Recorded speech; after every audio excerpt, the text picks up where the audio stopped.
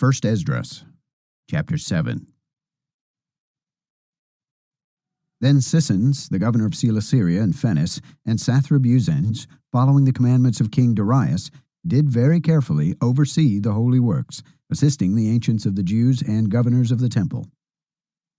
And so the holy works prospered, when Aggeus and Zacharias the prophets prophesied. And they finished these things by the commandment of the Lord God of Israel, and with the consent of Cyrus, Darius, and Artaxerxes, kings of Persia. And thus was the holy house finished on the 23rd day of the month Adar, in the 6th year of Darius, king of the Persians. And the children of Israel, the priests and the Levites, and others that were of the captivity that were added to them, did according to the things written in the book of Moses. And to the dedication of the temple of the Lord they offered 100 bullocks, 200 rams, 400 lambs, and 12 goats for the sin of all Israel, according to the number of the chief of the tribes of Israel.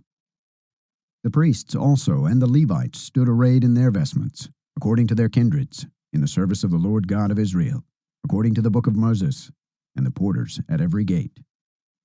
And the children of Israel that were of the captivity held the Passover, the 14th day of the first month, after the priests and the Levites were sanctified.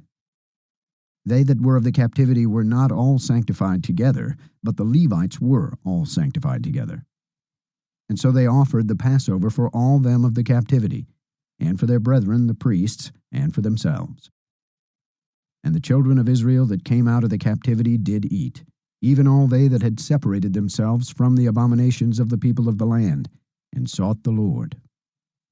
And they kept the feast of unleavened bread 7 days, making merry before the Lord, because he had turned the counsel of the king of Assyria toward them, to strengthen their hands in the works of the Lord God of Israel.